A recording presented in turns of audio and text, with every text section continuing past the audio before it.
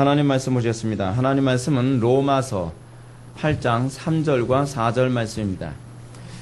하나님 말씀은 로마서 8장 3절과 4절 말씀, 신약성경 249페이지입니다.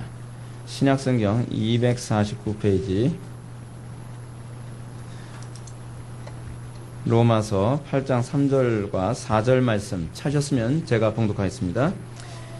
율법이 육신으로 말미암아 연약하여 할 수 없는 그것을 하나님은 하시나니 곧 죄를 인하여 자기 아들을 죄 있는 육신의 모양으로 보내어 육신의 죄를 정하사 육신을 좇지 않고 그 영을 좇아 행하는 우리에게 율법의 요구를 이루어지게 하려 하심이니라. 아멘.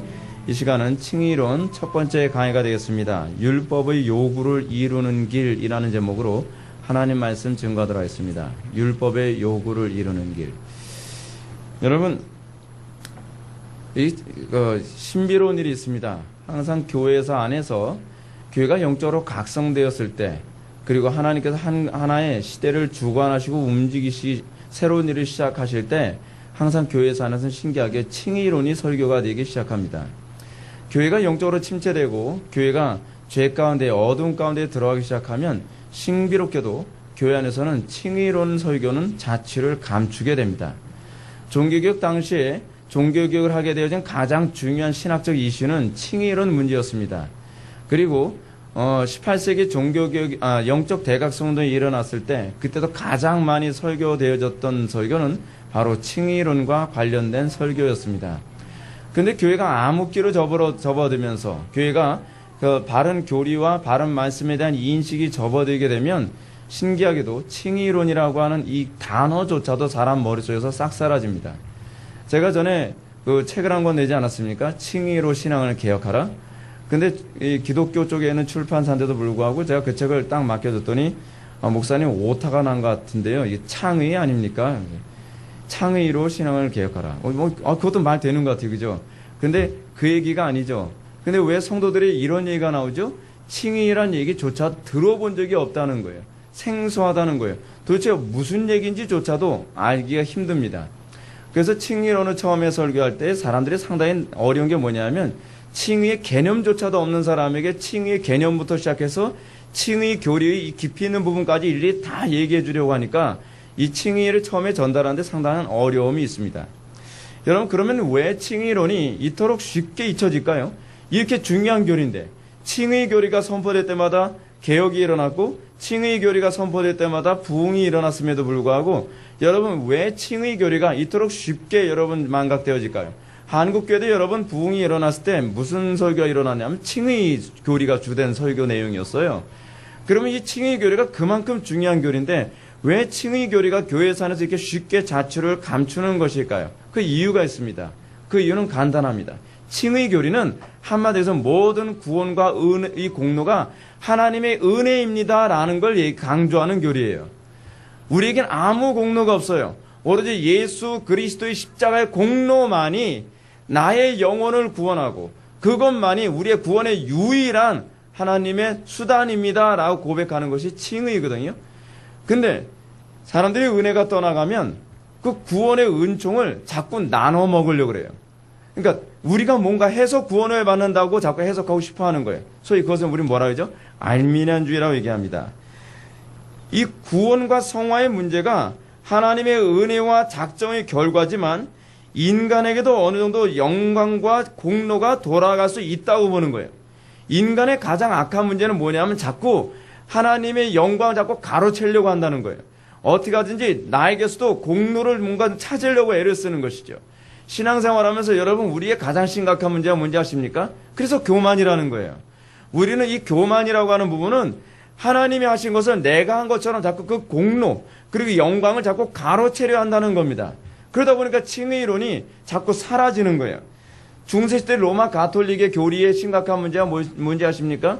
마틴 루터가 종교개혁을 하면서 종교개혁을 하게 된 중요한 이유는 무엇이냐면 오직 의인은 믿음으로만 산다. 믿음으로만 구원받는다는 교제예요.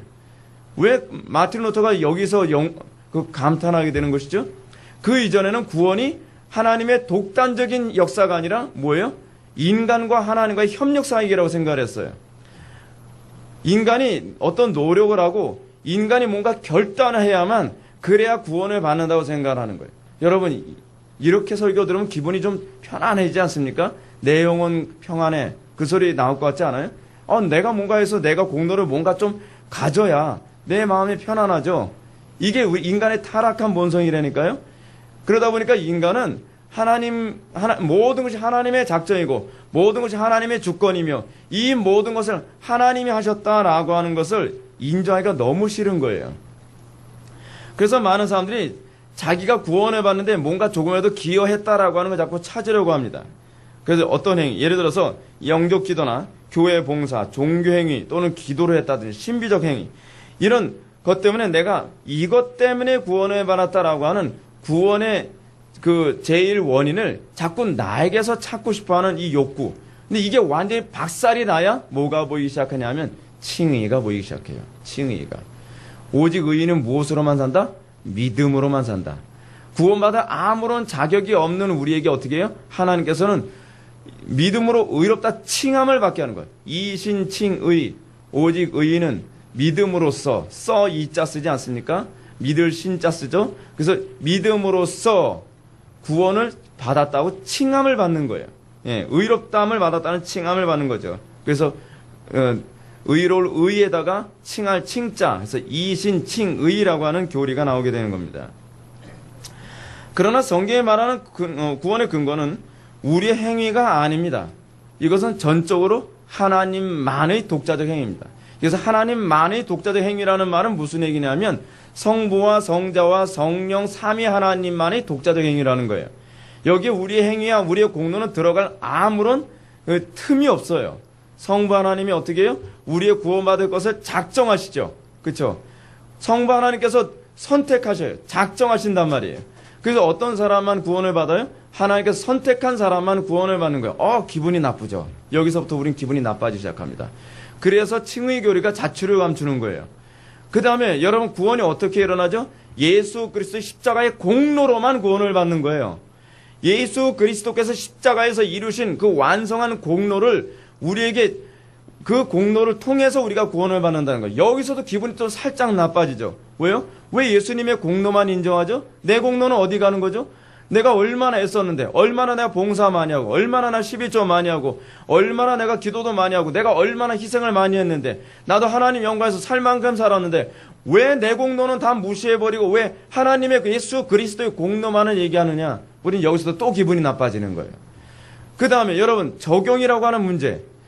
여러분, 예수 그리스도의 십자가의 공로를 누가 적용하시죠? 성령 하나님이 적용하시죠? 성령 하나님이 적용하는데 여기서 또 기분이 나빠지는 거예요. 왜 기분이 나빠지죠? 로마 가톨릭은 그 적용을 무엇이 한다고 하냐면 우리의 이성과 우리의 의지가 한다고 생각해요. 이성과 의지가 우리로 하여금 하나님의 말씀대로 살아가게 만들고 적용케 하시는 주체라고 생각하는 거예요. 여러분 보십시오. 얼마나 우리는 삼위일체 하나님의 이 구원 사역을 성도로체 이리저리 다 뽑아먹으려고 하고 있습니까? 기분이 굉장히 나빠지는 거예요. 그러다 보니까 여러분 칭의 교리는 전적으로 하나님의 주권이요 전적으로 하나님의 은혜입니다 라고 하는 걸 찬송하는 교리이다 보니까 칭의 교리를 사람들은 별로 좋아할 수가 없는 거예요. 그래서 시간이 지나면 교회가 타락하면 인본주의화되면 칭의 교리는 자취를 감추죠. 왜 자취를 감추는지 아세요? 설교라도 귀담아 듣질 않는 거예요. 아는 사람이 나와도요. 여러분 칭의 교리 설교했다고 해서 여러분 어디 가서 칭의 교리 가지고 여러분이 얘기합니까? 가게 흐르는 저주를 산다 하게 되면 여러분 집집마다 옆집 아줌마한테까지 여러분 다 막 얘기하죠. 가게 흐르는 저주 끊어야 산대. 문제는 가게야. 가게 때려쳐. 우리는 이런 것에 얼마나 쉽게 전도되어지고 이런 부분은 얼마나 사람한테 얘기하기 좋아요. 근데 칭의 교리를 딱 들으면 이것이 불편해지는 거예요. 하나님께서 선택하고 작정하셨다는 것도 하나님의 주권도 거슬리고 예수님의 공로로만 일하는 것도 거슬리고 그리고 우리의 이성과 우리의 의지 결단이라는 것은 아무짝에도 쓸모없고 오로지 성령님의 주권적인 적용을 통해서만 구원을 받는다고 하니까 우리는 굉장히 기분이 나빠지는 것이죠. 그러다 보니까 우리는 어떻게 되는 거예요? 오직 은혜, 오직 그 칭의 우리는 받아들일 수가 없는 겁니다. 그래서 칭의 교리는 어떨 때 이것이 확산되느냐면 성령께서 주권적으로 여러분들의 교만함을 꺾을 때라야만 받아들여지는 거예요. 그럴 때라야만 와닿게 되는 거예요. 아, 그렇지. 오로지 하나님의 주권이 성부의 주권이지. 그렇지. 오로지 성자의 공로만이지. 그렇지. 오로지 성령의 은혜로만 이게 적용되는 것이지. 이거 인정하는 건요, 믿음이 아니어서는 안 돼요. 은혜로만 되는 문제예요. 그래서 마틴 루터가 믿음이 들어간과 동시에 오직 의인은 믿음으로만 살리라라고 하는 이신 칭의 교리가 눈에 들어오기 시작했다는 겁니다. 문제는 교만이에요. 성경이 없기 때문이 아니라 성경에 나와도 보이지가 않는 거예요. 인정하고 싶지가 않은 거예요. 그렇게 해석하고 싶지가 않은 거예요. 인생의 문제에서 우리가 왜 자꾸 하나님 중심적으로 해석을 안 하는지 아십니까? 우리 오후 예배 때 칼빈주의 세계관, 칼빈주의와 문화를 우리가 살펴보아야 될 텐데, 우리가 왜 성경적으로 해석을 안 하는지 아세요? 안 보이는 거예요. 내 본성이 그렇게 해석하고 싶지가 않은 거예요. 내 본성은 뭐예요? 내 인생의 주도권을 내가 잡고 싶어 하고, 내 인생은 내 맘대로 되는 것이라고 생각하고, 내가 똑똑하고, 내가 잘났고, 내가 능력 있다고 남들 앞에 높임 받아야 기분이 좋아지거든요. 그러다 보니까 칭의 교리가 어느 시대든지 그만큼 쉽게 자취를 감출 수밖에 없게 되는 것입니다. 이런 칭의에 대한 이해가 없게 되면 성도들은 예수님을 믿는다면서도 결코 죄에 대한 자유함이나 안식을 누릴 수가 없어요. 그러다 보니까 칭의 교리가 없어지면 마틴 루터처럼 되는 거예요. 아무리 고해 성사를 해도 죄에 대한 자유함이 안식이 없어요. 아무리 고행을 해도 죄에 대한 자유함이나 안식이 없어요. 그래서 자꾸 신앙생활 하면서도 뭔가 답답하고 이 기쁨이 없는 거예요. 이유가 뭐죠? 칭의 문제 때문에. 칭의 교리. 칭의 교리가 이렇게 중요한 문제입니다. 즉 자기의 의의 근거를 자기 행위에서 찾으려고 하다 보니까 이 누더기 같은 이 의에서 자기의 구원의 근거, 내가 의롭게 되었다고 하는 근거를 찾으려고 하니 마음이 편하겠어요? 편할 수가 없죠. 문제는 완전하신 예수 그리스도의 의 안에서 의의 근거를 찾고, 완전하신 예수 그리스도 안에서 구원의 은총에 대한 감격을 경험할 때 비로소 안심하게 되는 거죠. 안식하게 되는 거예요. 그때 기뻐하게 되는 겁니다. 완전하거든요. 그 의가 너무나 완전해서 안전한 거예요. 그래서 그 안에서 기쁨을 누리는 것이죠. 그래서 예수 그리스도 안에서만 우리는 기뻐할 수 있어요. 예수 그리스도 안에서만 우리는 평화를 누릴 수 있단 말이에요. 그래서 오직 솔루스 크리스토스, 오직 그리스도로만이라고 하는 종교개혁의 구원은 우리에게 너무나 중요한 교리가 될 수밖에 없습니다. 칭의 교리가 이토록 중요하다 보니 마틴 루터는 칭의 교리를 뭐라고 얘기했냐면, 칭의 교리는 마치 교회의 심장과 같다라고 이렇게 얘기했어요. 칭의 교리가 뭐라고요? 심장과 같다는 거예요. 심장 없이 살 수 있어요, 없어요? 없죠. 오늘날 한국교회가 왜 이 모양인지 아십니까? 심장을 잃어버렸어요. 지금 종교개혁의 심장, 아니 교회의 심장을 공격하는 수많은 악한 세력들이 있죠. 그래서 요즘에 칭의 교리를 공격하는 수많은 이 신학적 흐름들이 자꾸 나타나고 있습니다. 탐 라이트 같은 사람이 칭의 교리가 틀렸다라고 얘기하면서 소위 유대교적 칭의 교리로 지금 교회를 공격하고 있어요. 또 엘레스타 맥그라스 같은 사람은 이 종교개혁의 칭의 교리는 사실은 로마 가톨릭의 칭의 교리와 별반 차이가 없는데 그냥 표현만 좀 다를 뿐이다. 사실 같은 얘기하고 있는 것이다. 라고 또 사람들을 혼란스럽게 만들고 있어요. 그리고 루터교는요, 칭의 교리를 이미 포기해버렸어요. 그 칭의 교리를 포기해서 로마 가톨릭과 종교 통합에 사인까지 해버렸어요. 심장을 잃어버린 이 대가가 얼마나 큰지 보십시오. 심장을 잃고 나니까 교회들은 예수 믿는 기쁨, 자유함을 잃어버리고 말았습니다. 심장을 잃어버리니까 이 시대 교회들은 목숨을 걸고 하나님의 영광 위에 기쁨으로 살아가는 그 모습을 잃어버리고 말았어요. 마틴 루터는 말하기를 칭의 교리는 교회의 모든 가르침을 견지하고 주장하고 하나님 앞에서 우리의 양심을 일깨워준다라고 얘기합니다. 와, 놀랍죠? 칭의 교리가 우리 양심을 일깨워준다고 얘기합니다. 그리고 또 루터는 칭의 조항을 상실하게 되면 기독교 교리 전체를 상실하게 된다라고까지 경고했습니다. 왠지 아세요? 교리는 유기적이거든요. 근데 유기적인 교리 안에 그 중심에 그 중심축이 뭐냐면 칭의예요. 칭의라고 하는 중심축이 틀어지게 되면 모든 것이 다 틀어지게 되어 있는 겁니다. 그렇기 때문에 여러분 종교개혁 당시에 마틴 루터가 칭의 교리 가지고 종교개혁을 한 것은 사실은 이 개혁의 핵심을 깨뜨린 거예요. 핵심을. 로마 가톨릭의 그 공격의 핵심을 전공을 찔러서 모든 걸 다 깨뜨릴 수 있게 된 거예요. 근데 우리는 그 역공격을 받고 있는 겁니다. 칭의라고 하는 이 교리를 우리는 상실해버려서 이 교회들이 온통 다 뒤죽박죽 아닙니까? 도대체 어떻게 돌아가는지 모르겠어요. 왜 그렇죠? 칭의 교리를 잃어버리면 기독교 교리 전체를 상실하기 때문에 그렇습니다. 근데 우리는 지금 어떤 현상이 있죠? 칭의라는 단어조차도 못 들어봤다는 교인들이 태반입니다. 길거리에서 칭의 얘기하면 이단인 줄 알아요.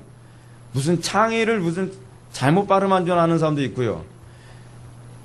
여러분 지금 얼마나 심각한 문제인지 아시죠? 칭의 교리가 중요한지조차도 몰라요. 신학교에서조차도 칭의 교리를 목이 터져라 가르치는 교수들을 찾아보기가 힘들어요.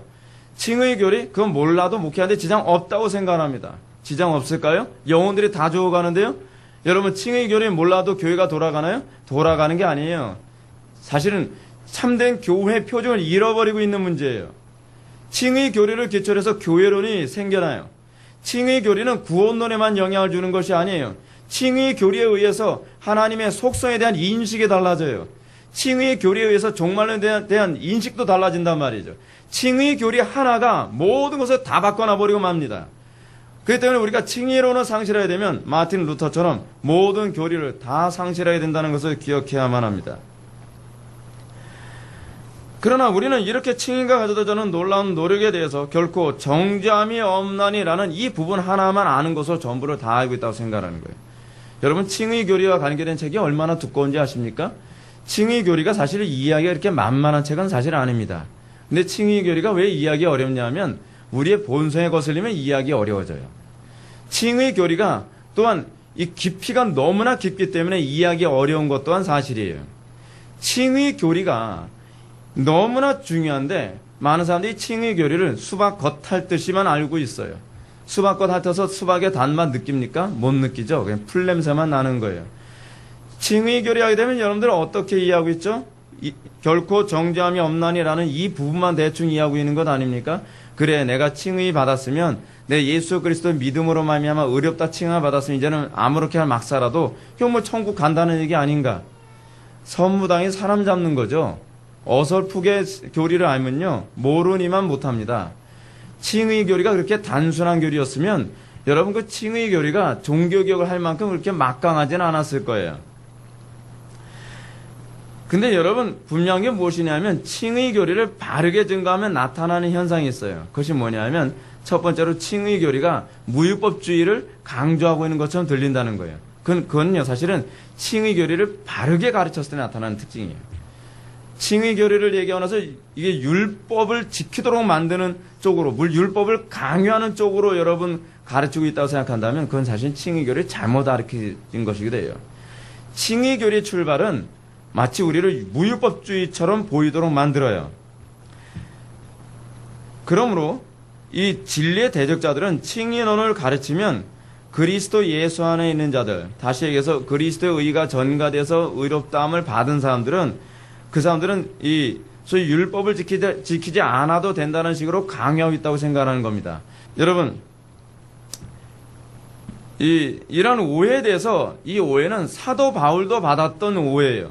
사도 바울이 로마서 6장 1절에 보면 뭐라고 반문하고 있느냐. 그런데 우리가 무슨 말하리요? 은혜를 더하게 하려고 죄에 더하게 하겠느냐? 여러분, 사도 바울도 칭의론을 얘기하니까 무슨 얘기가 나와요? 칭의론은 사실은 로마서 3장에서도 계속 나오는 얘기거든요.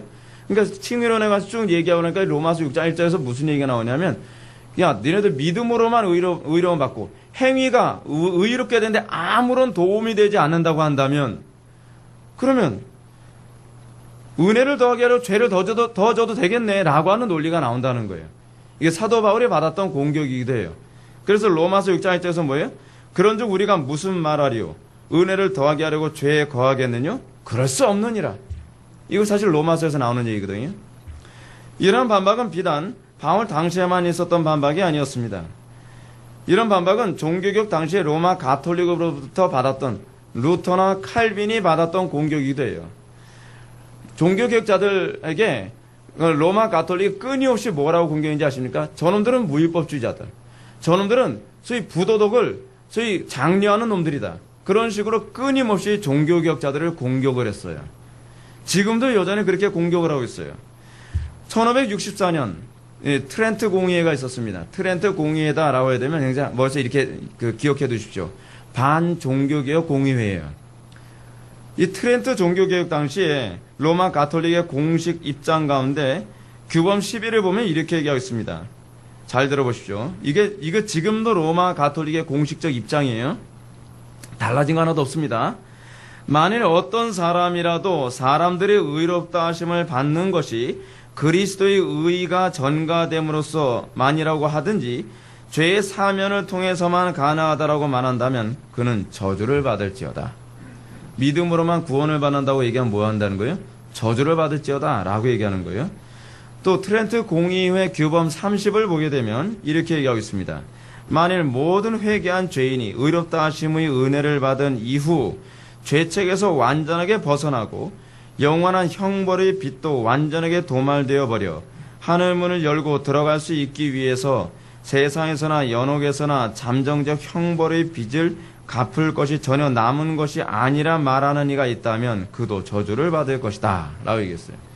연옥 가서 용서받을 거 없다. 이 땅에서도 예수 그리스도 믿으면 더 이상 속죄 받을 것이 하나도 없다라고 가르친다면 어떻게 해요? 그건 이단이다 라고 이렇게 규정한 거예요. 저주를 받을지어다 라고 하는 얘기는 그런 표현이에요.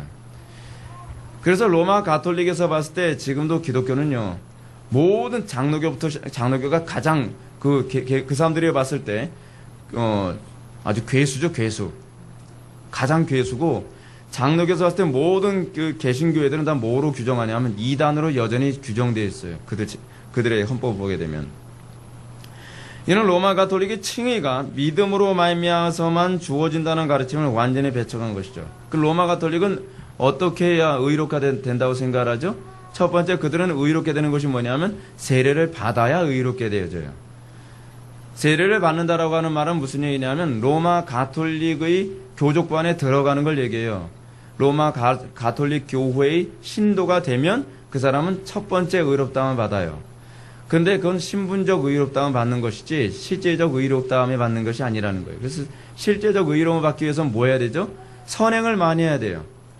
사회봉사도 많이 하고 교회 봉사도 많이 하고, 그리고 그 사람들 끊임없이 고해 성사를 해야 되고, 그리고 성례에 참여해야 되고, 여러 가지를 해야 그 사람들이 의롭다함을 받아요. 그리고 공덕을 많이 쌓아놓으면, 엄청나게 많이 쌓아놓으면 연옥 가지 않고 곧바로 천국으로 가지만, 그 공덕이 부족하면 연옥에서 그냥 딱 한 10억 년 정도만 고통받으면 된다는 거예요.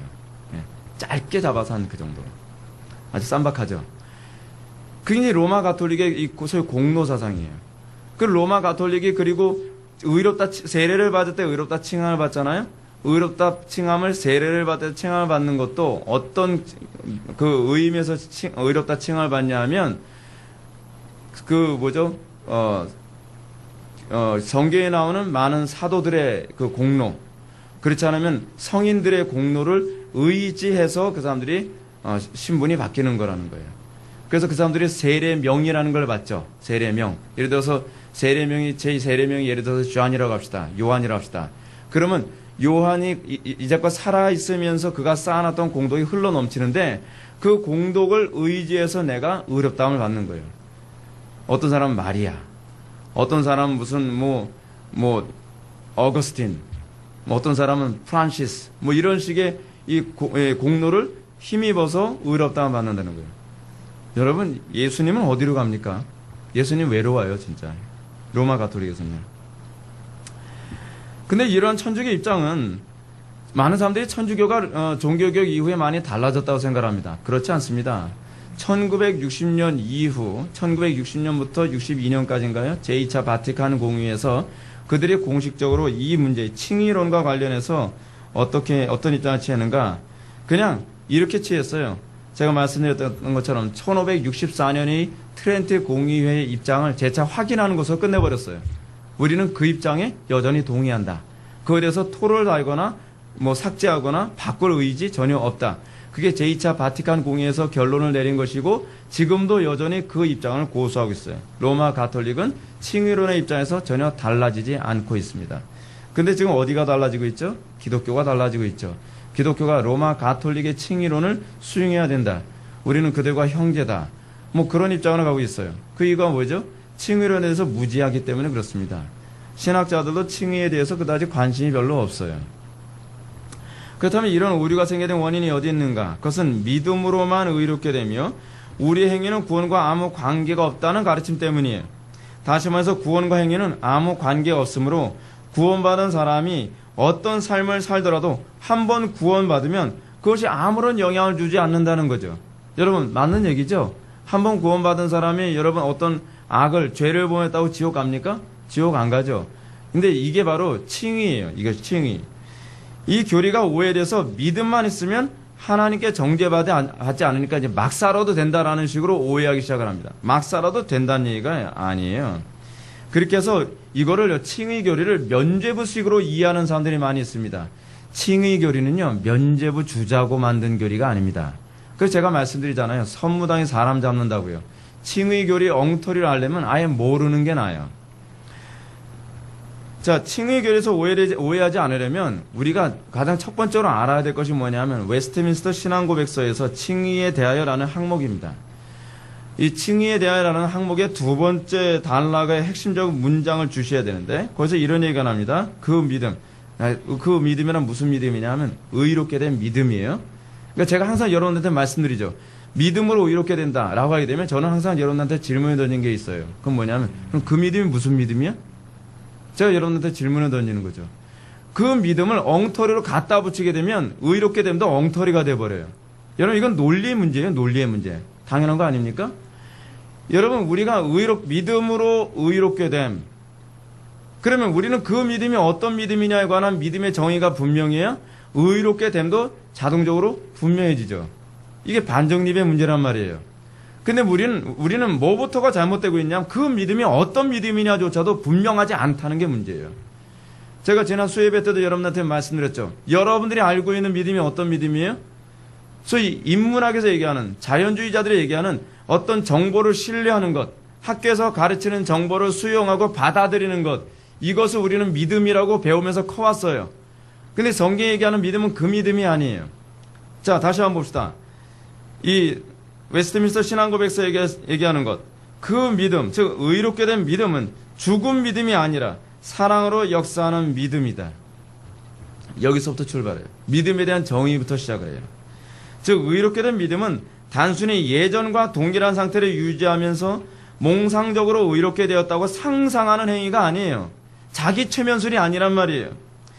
의롭게 되는 믿음은 의롭게 되기 이전과 다르게 사랑으로 역사하는 힘이 반드시 동반되는 믿음이에요. 이런 사랑으로 역사하는 믿음이 있는 사람, 뭘 사랑하죠? 돈을 사랑합니까? 아니죠. 하나님을 사랑하는 거죠. 그리고 이웃을 사랑하는 거죠. 하나님을 사랑하고 이웃을 사랑하는 것, 그것이 이 믿음이거든요. 그렇게 사랑으로 역사하는 힘, 그게 있는 사람이 죄를 짓겠습니까? 하나님을 사랑하는데 죄책감 없이 양심의 가책도 안 느끼면서 예전처럼 거짓말하고 사기치고 불경건에 예배하고 그런 삶을 살 수 있겠어요? 불가능하죠. 믿음에 대한 정의부터가 잘못된 거예요. 믿음에 대한 정의부터가. 오히려 그 믿음은 더욱더 그리스도를 닮아가도록 헌신하게 만드는 성화를 유발하는 믿음입니다. 그 믿음은 자기를 희생하게 만드는 믿음이에요. 그 믿음은 옛적 삶을 청산하게 만드는 믿음이에요. 그것이 바로 사랑으로 역사하는 힘이라는 거죠. 이게 없으면 믿음이 없는 것이고 이 믿음이 없으면 칭의도 없는 거예요. 오늘 본문은 이러한 부분에 있어서 오직 의인은 믿음으로만 의롭게 되며 그 의롭게 된 성도에게는 결코 정죄함이 없다는 그 가르침이 어떻게 성화로 연결되느냐, 그 부분에 관해서 오늘 본문이 얘기해 주고자 합니다. 3절 말씀 한번 다 같이 읽어보실까요? 3절 다 같이 읽겠습니다. 시작.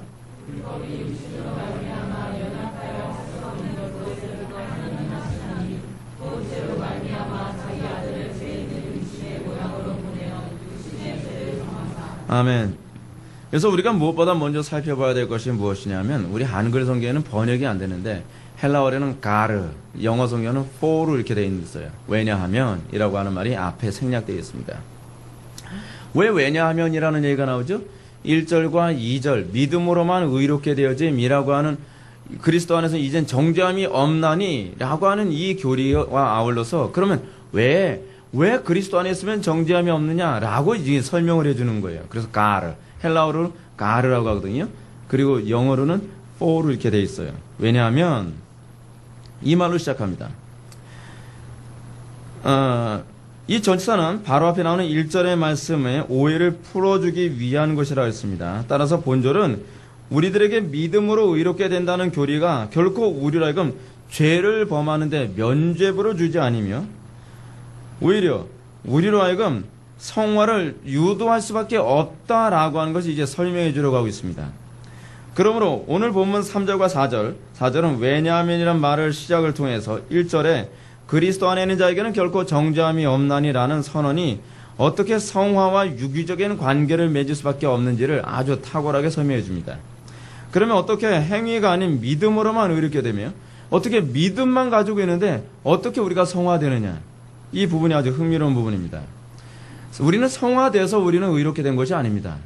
우리는 의롭게 돼서 성화가 나타나는 것뿐입니다. 이것이 천주교와 기독교를 가늠하는 아주 중요한 시금석이 되는 부분이기도 해요.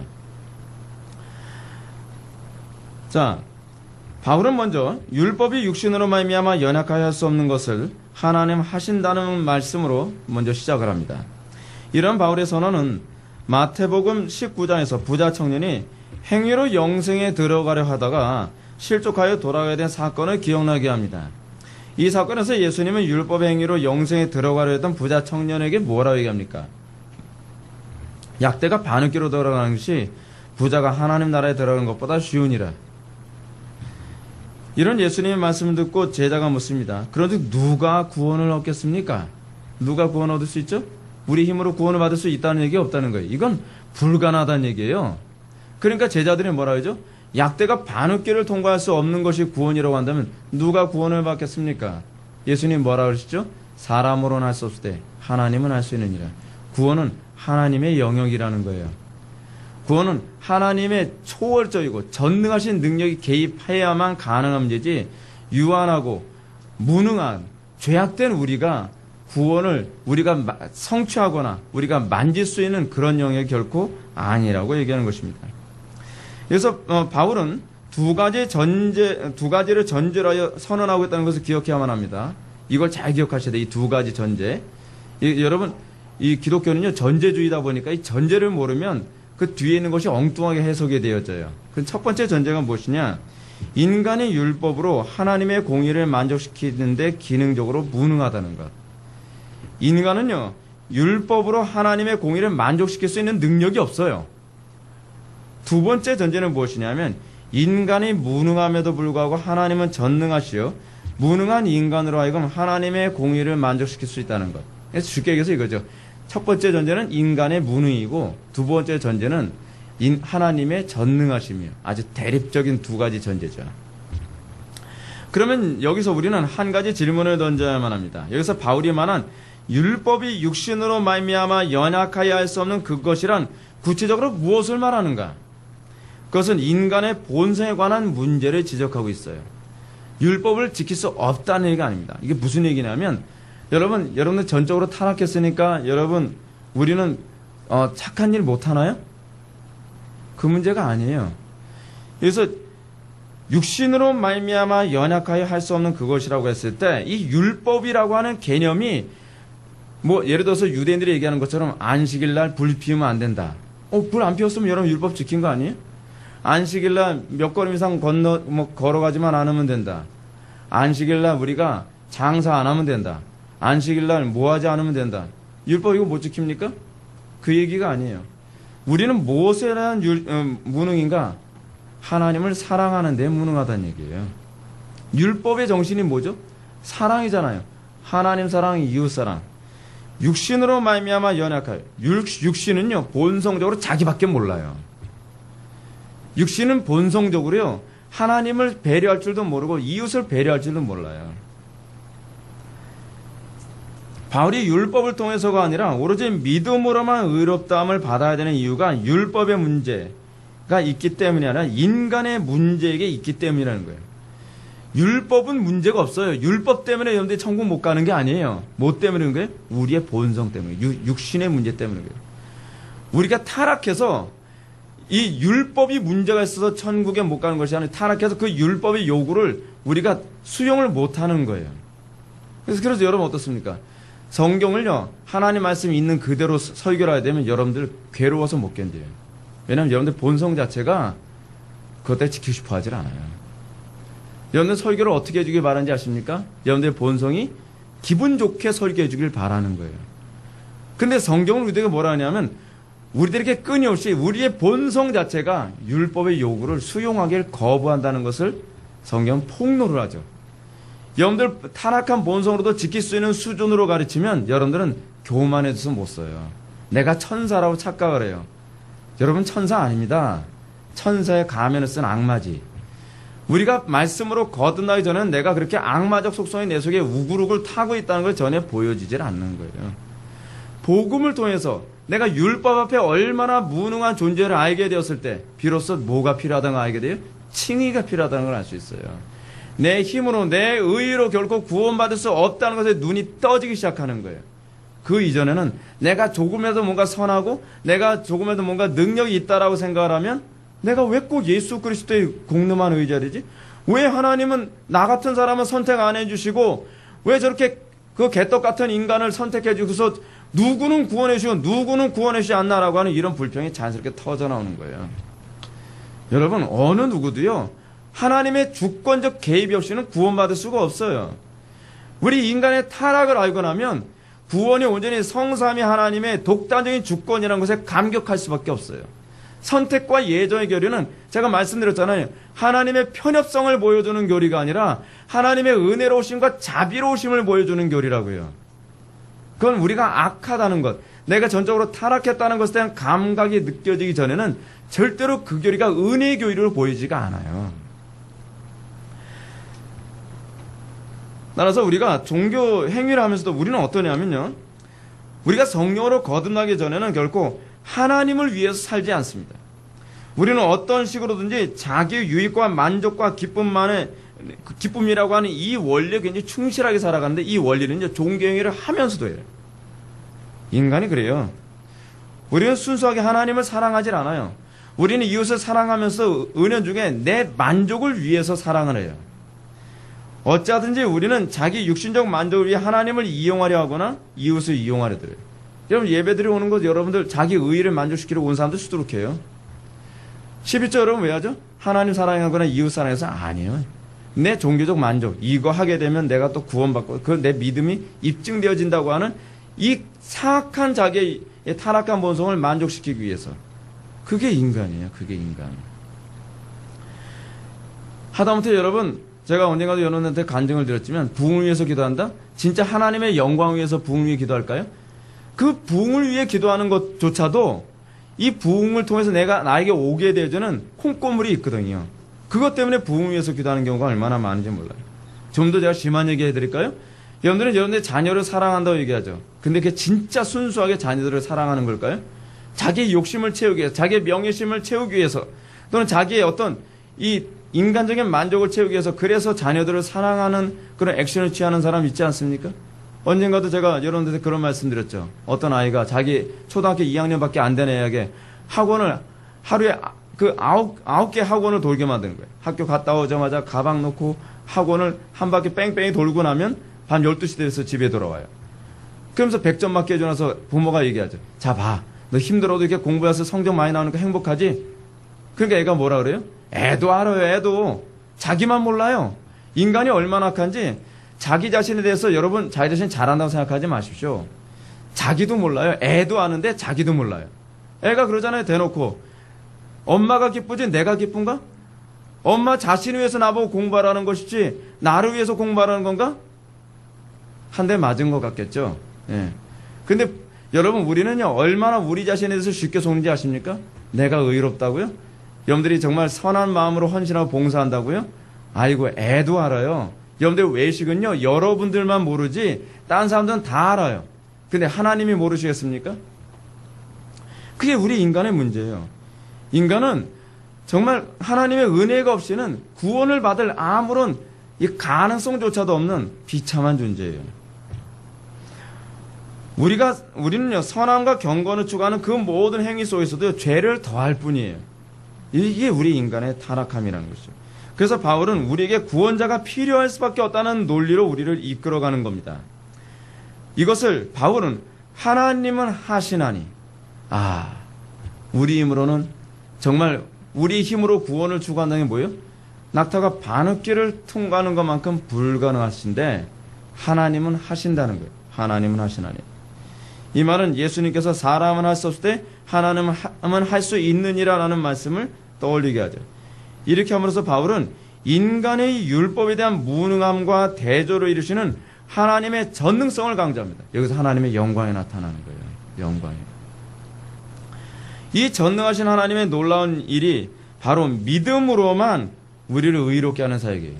믿음으로만 의롭게 하는 이 사역은요, 하나님의 영광을 드러내기 위한 사역이에요. 이게 얼마나 위대한 교리인지 아십니까? 이게 얼마나 영광스러운 교리인지 몰라요. 오직 의인은 믿음으로만 의롭다함을 받으며 믿음으로 의롭다함을 받은 성도에게는 결코 정죄함이 없다는 겁니다. 누가 정죄하겠습니까?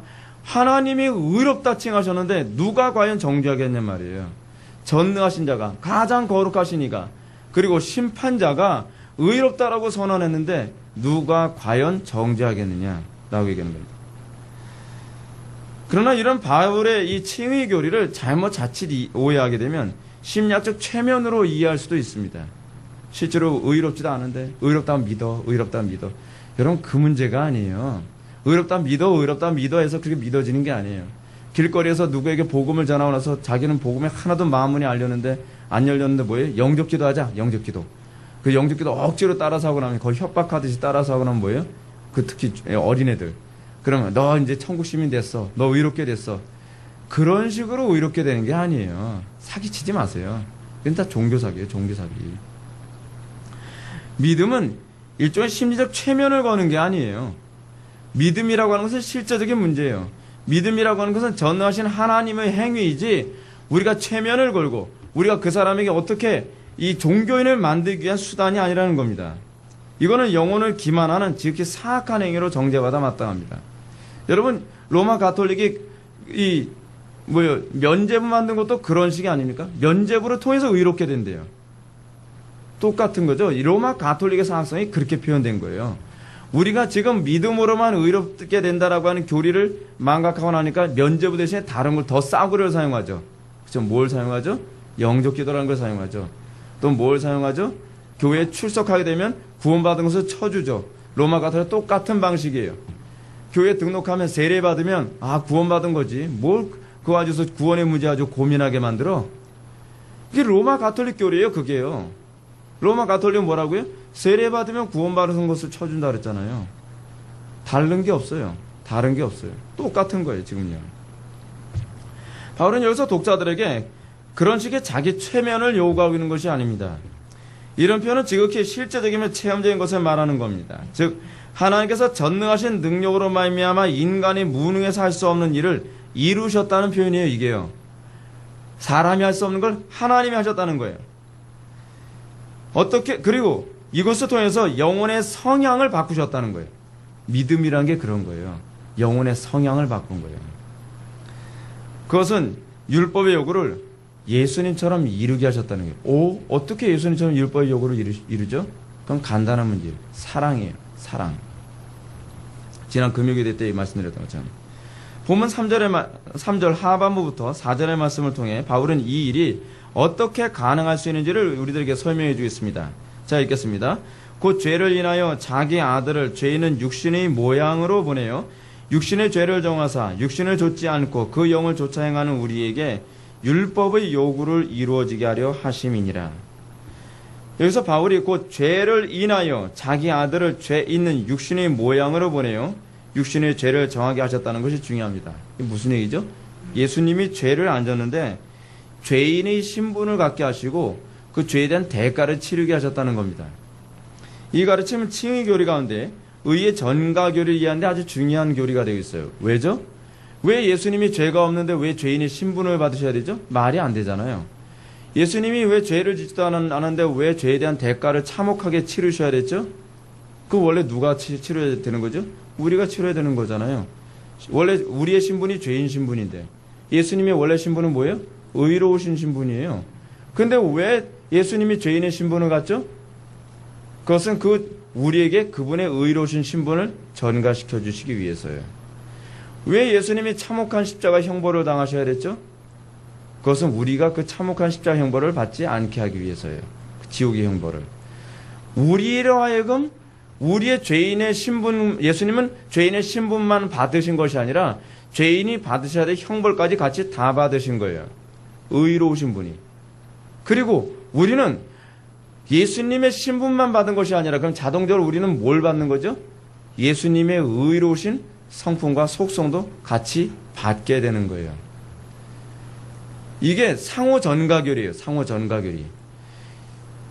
양쪽에 한쪽에서 더 좋은 것을 우리에게 주고 우리 안 좋은 것을 가져가게 해서 마치 삼투압 같이 느껴지지 않습니까?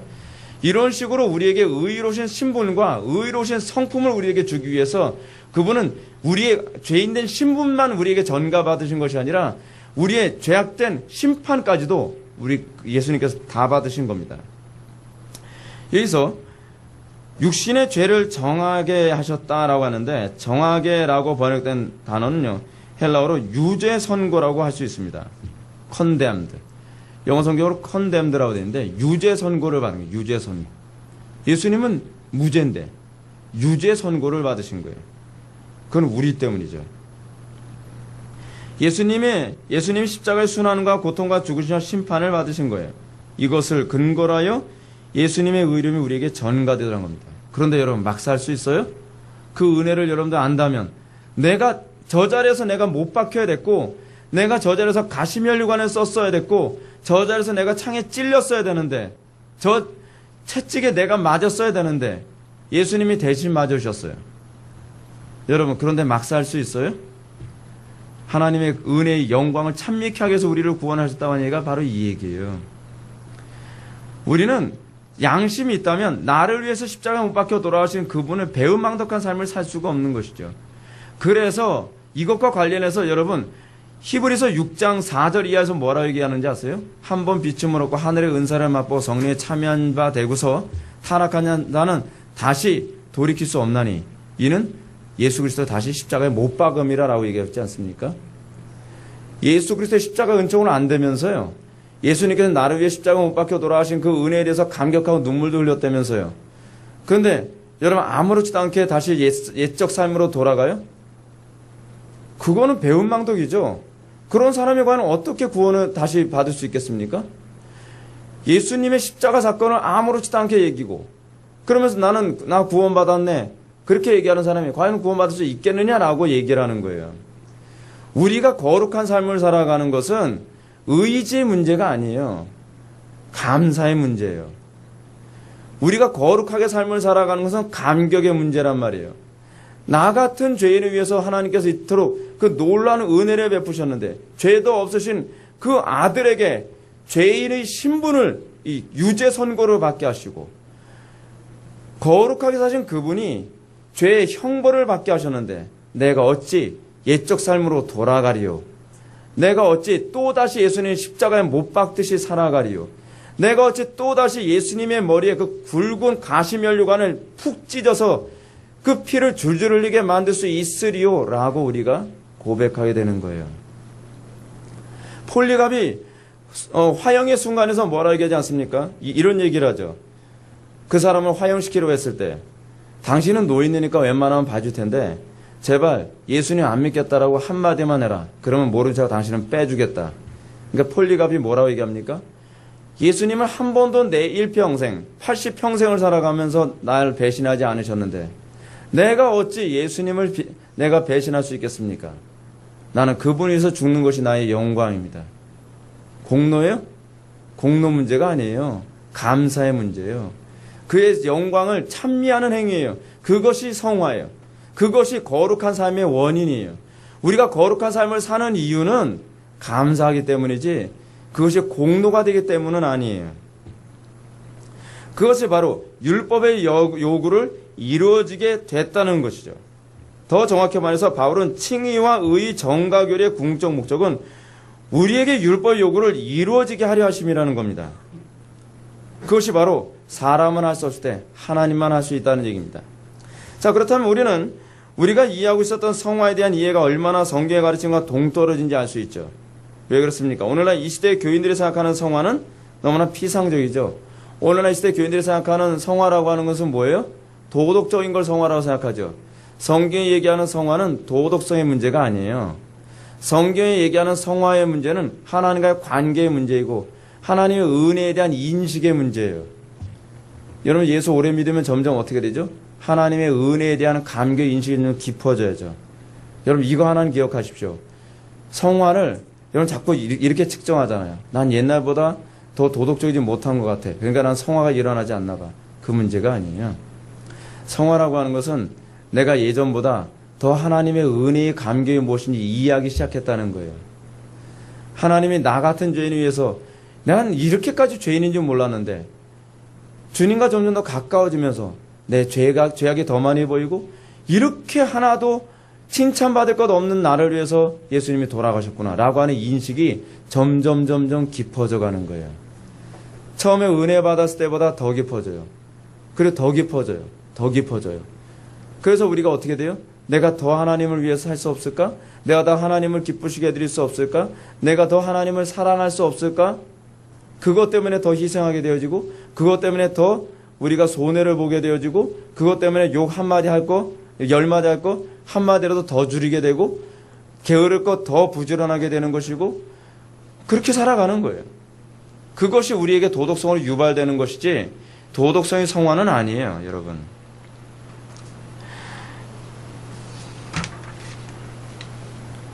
우리가 간혹 가다가 이 성화에 대해서 잘못 이해하는 사람들이 이렇게 생각합니다. 어떻게 사람이 하루아침에 변화될 수 있냐. 여러분, 변화의 문제는요, 교육의 문제가 아닙니다.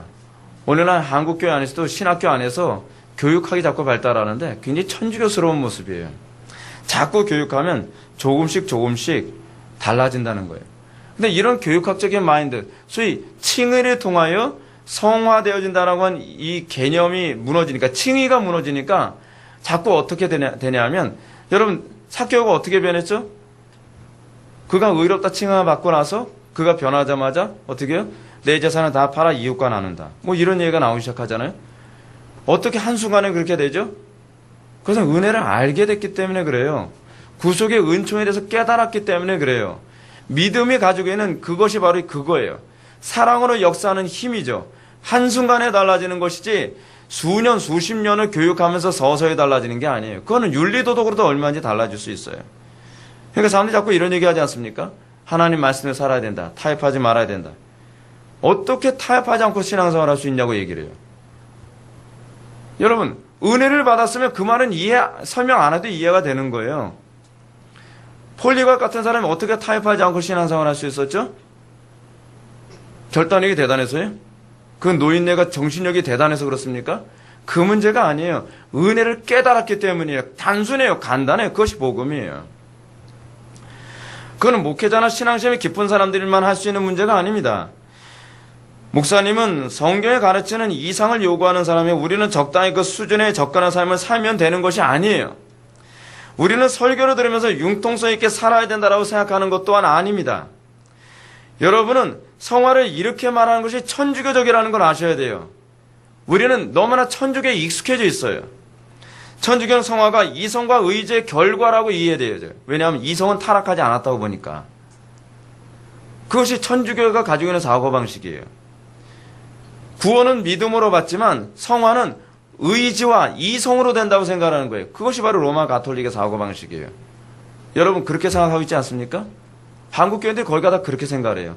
여러분 구원은 어떻게 받아요? 믿음으로. 성화는 어떻게 받아요? 의지와 이성으로. 그거 여러분들이 흔히 생각하고 있는 성화에 관한 개념 아니에요? 그러니까 천주교스럽다는 거예요. 자꾸 의지의 결단을 자꾸 얘기하죠. 그리고 교육을 자꾸 시키면 성화가 된다고 생각하죠. 얼마나 이성과 의지를 강조하는 성화 얘기입니까? 우리의 성화는 그 문제가 아니에요. 사랑 때문에 성화되는 거예요. 여러분, 우리가 이 땅을 살아가면서 성화와 칭의에 대해서 좀 더 구체적으로 잘 이해하셔야만 합니다.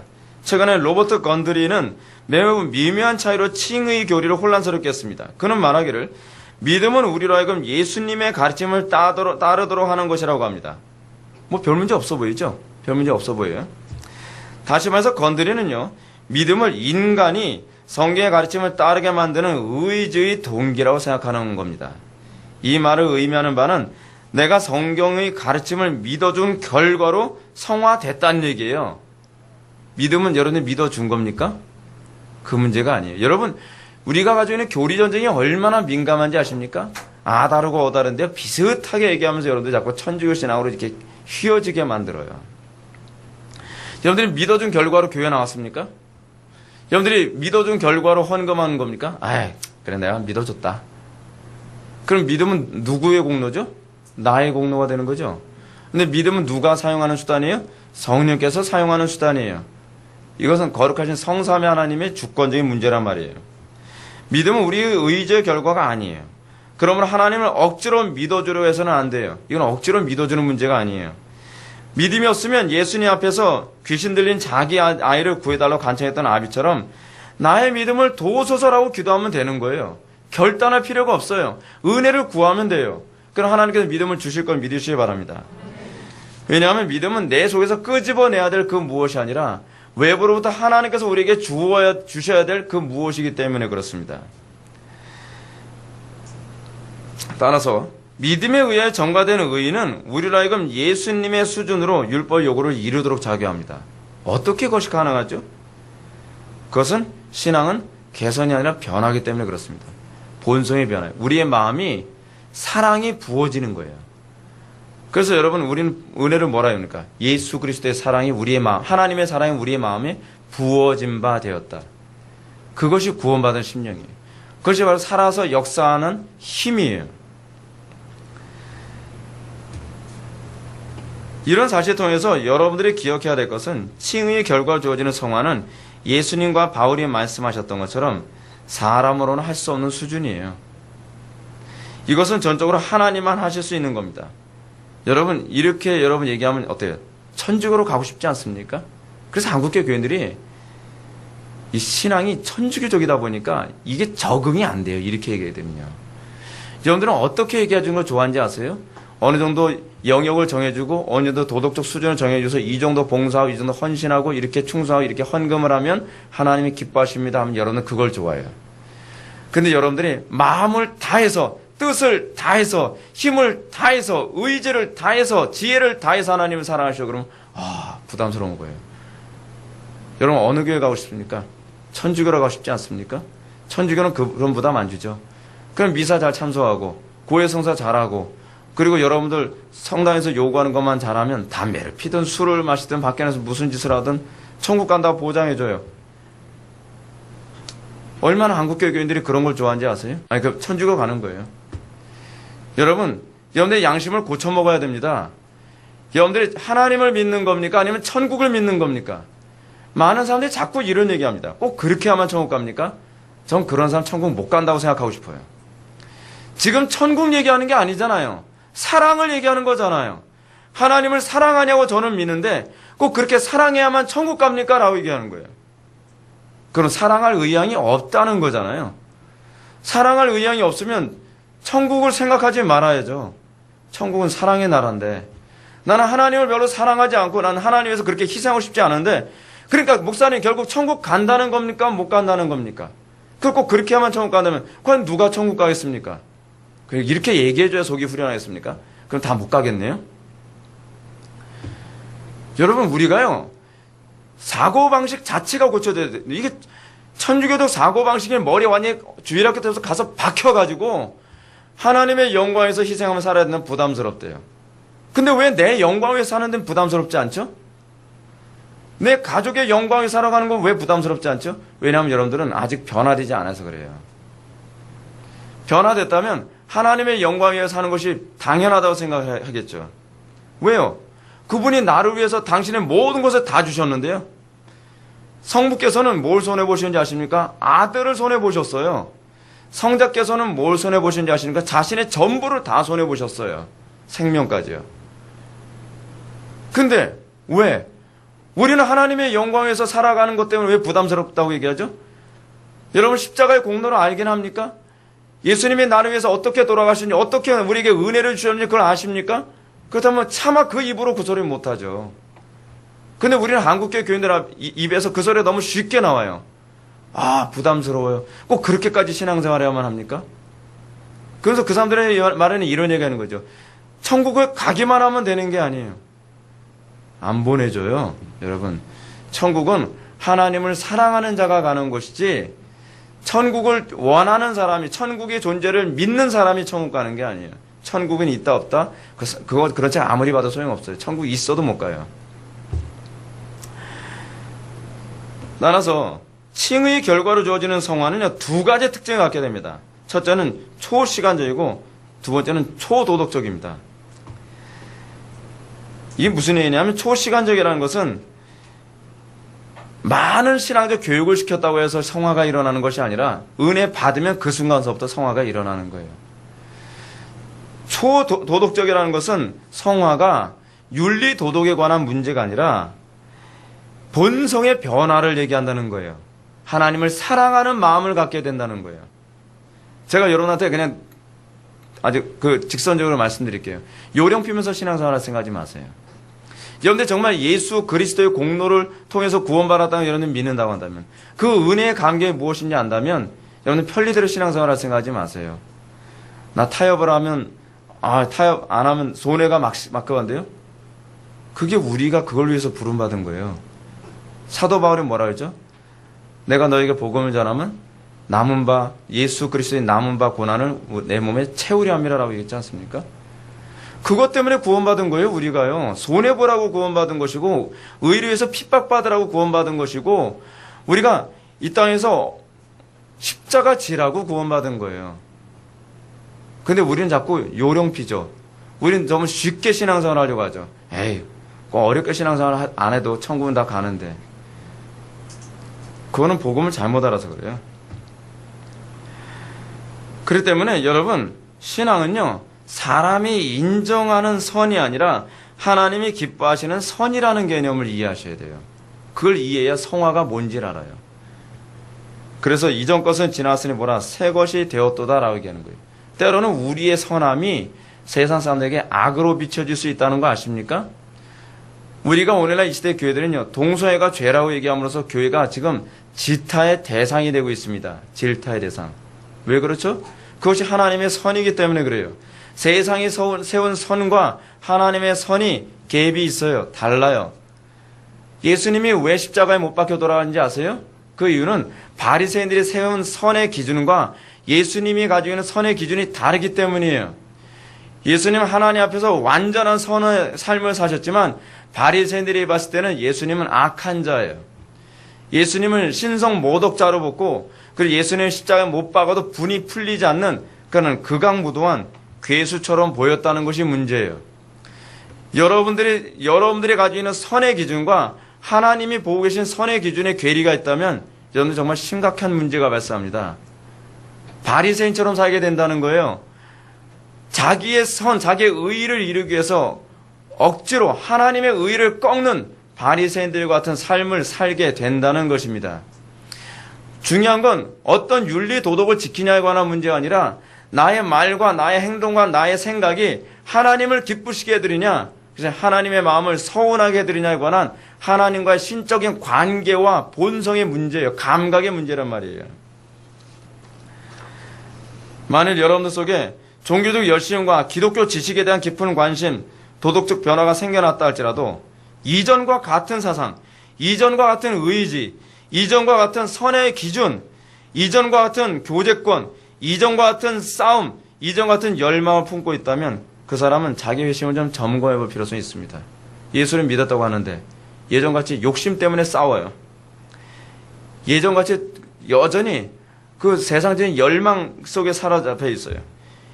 예전처럼 여전히 안 믿는 친구들, 부도덕한 친구들, 불경하는 친구들과의 교제관이 훨씬 좋아요. 이전과 같은 사상과 가치관이 여전히 좋아요. 문제가 있는 거죠. 왜냐하면 우리는 전인격적인 변화를 경험한 거죠. 지식에까지 새로워졌는지라. 이거 사도 바울이 말하는 중생의 결과예요. 중생. 바울이 말한 것처럼 너희가 믿음에 있는가 너희 자신을 시험하고 너희 자신을 확증하라. 예수 그리스도께서 너희 안에 계신 줄을 너희가 스스로 알지 못하느냐? 그렇지 않으면 너희가 버려온 자니라. 이런 사람은 그리스도 그 속에 그리스도께서 거하신 증거가 나타나지 않는다는 겁니다. 따라서 여러분들이 오늘 이 시간 믿음으로 예수 그리스도의 의가 전가된 체험을 하시기를 진정으로 원하신다면 간절히 믿음을 구하시고 그리스도께서 우리 안에 계신 증거를 날마다 확증할 수 있게 더 기도하시기 바랍니다. 문제는 사랑을 달라고 기도하세요. 하나님의 사랑이 내 마음에 부어진 증거를 보게 해달라고 기도하세요.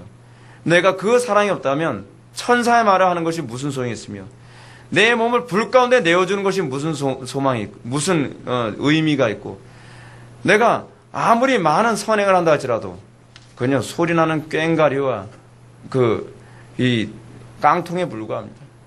중요한 건 내 속에 정말 하나님을 사랑하고 이웃을 사랑하는 마음이 내 영혼을 장악하고 있느냐, 내가 그것에 완전히 사로잡힌 바 되어 있느냐에 관한 문제입니다. 다 같이 기도하셨습니다. 사랑이 많으신 하나님 아버지, 우리가 오늘 시간 칭의 교리에 대해 살펴봤습니다. 우리의 마음이 과연 하나님을 얼마나 사랑하고 있는지 다시 한번 뒤돌아보게 됩니다. 우리가 의롭다 칭함을 받게 된 것이 얼마나 위대한 십자가의 공로 통해서 주어진 것인지 우리가 다시 한번 묵상하게 됩니다. 아버지 하나님, 우리가 그 공로를 안다면, 우리가 그 은혜를 안다면 우리가 결코 이전 삶으로 돌아갈 수 없으며, 우리가 그 은혜를 안다면 우리가 결코 주님을 또다시 십자가에 못 박듯이 우리가 아무렇게나 살 수 없는 줄 압니다. 아버지 하나님, 우리의 본성이 변화되게 하여 주옵소서. 우리의 마음이 진심으로 하나님을 사랑하는 마음에서 출발하게 하여 주옵소서. 그래서 우리의 삶이 하나님을 영화롭게 하는데 부족함이 없게 하여 주옵소서. 예수님의 거룩하신 이름으로 기도드립니다. 아멘.